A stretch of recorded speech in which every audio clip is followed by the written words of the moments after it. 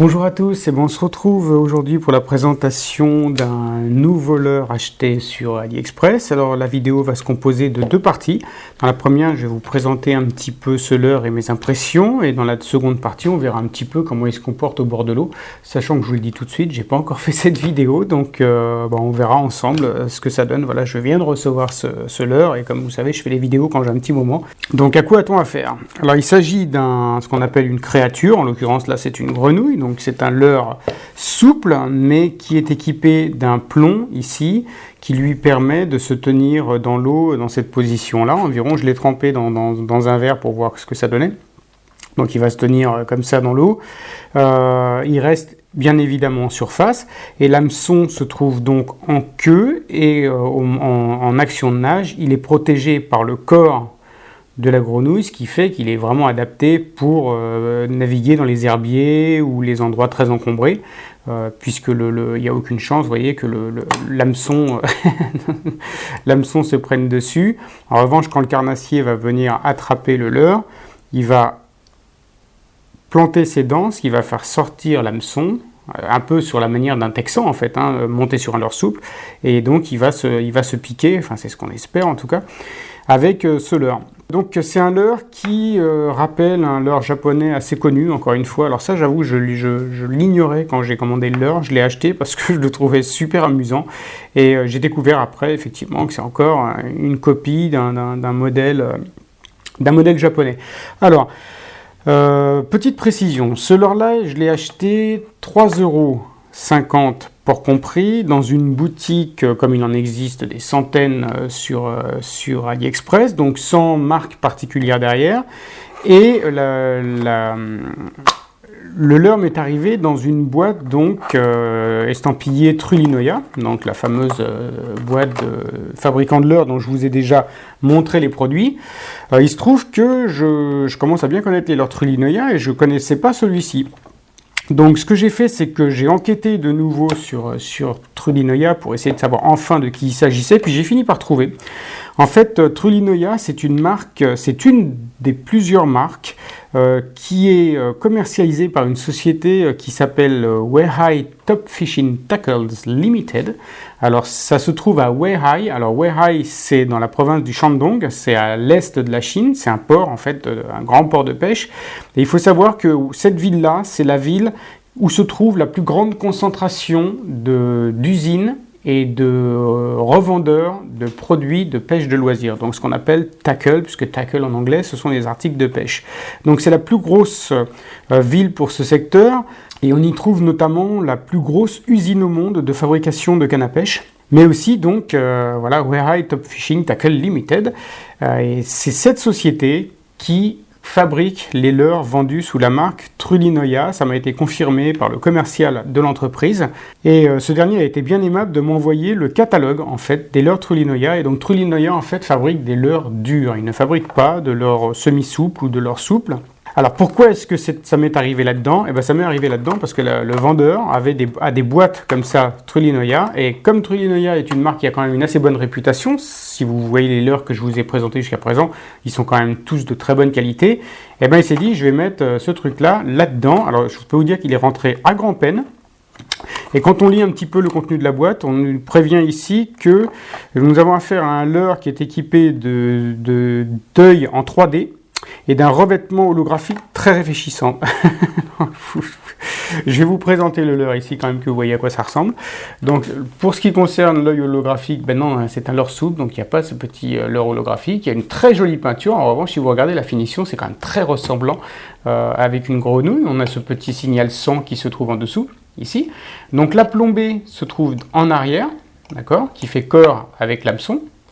Et on remarque ici qu'il y a deux petits trous juste de part et d'autre en fait de la hampe de l'hameçon, et ça en fait c'est pour éviter que l'eau ne se mette à l'intérieur. Donc ça permet d'avoir de l'air dans le leurre, ce qui fait que puisqu'il y a de l'air dedans, il ne va pas y avoir d'eau qui va rentrer.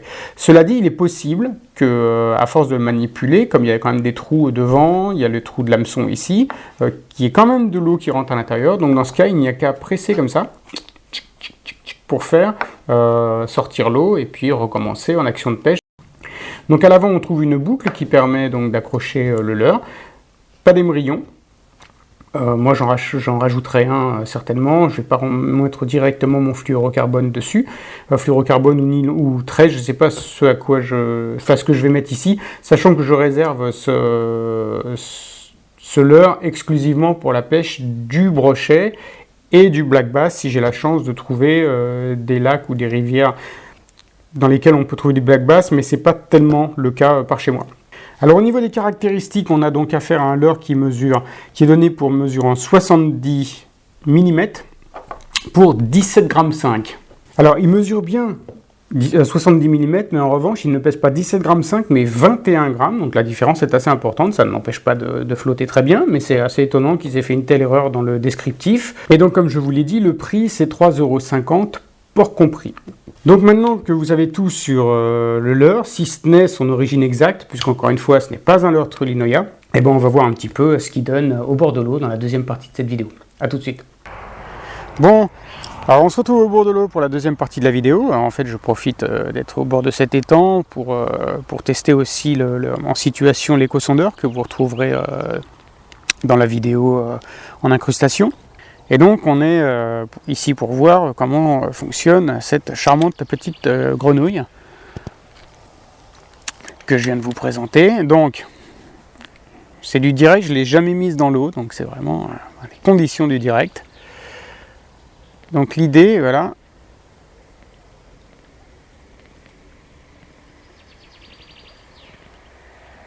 c'est de la ramener comme ça, et elle est censée battre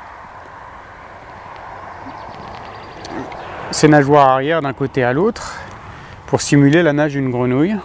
Alors, le premier essai, je peux vous dire que c'est pas concluant. Alors, si je fais une animation Walking the Dog,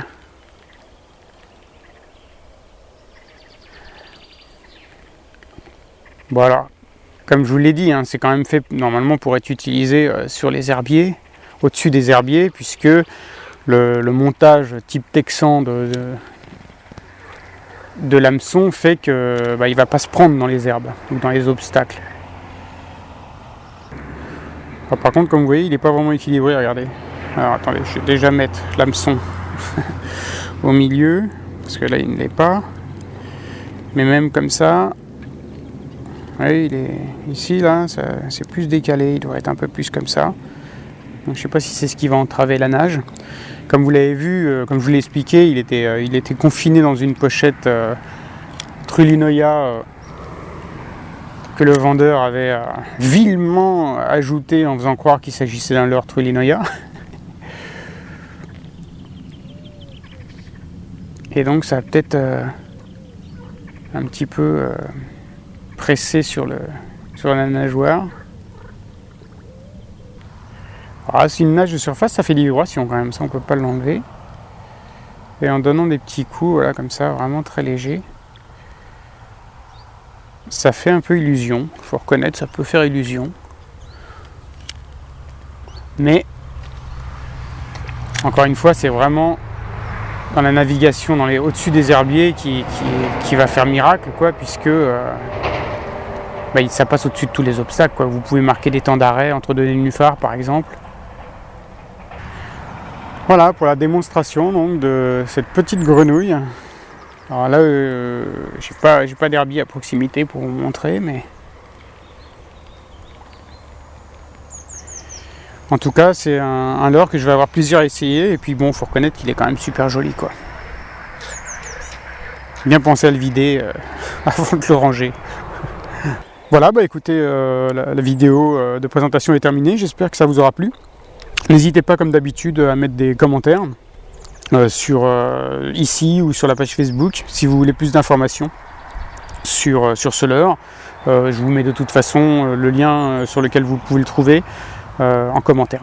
Voilà, merci beaucoup et puis à bientôt pour une nouvelle vidéo. Et en attendant, je vous souhaite de très bonnes pêches. Ciao, ciao!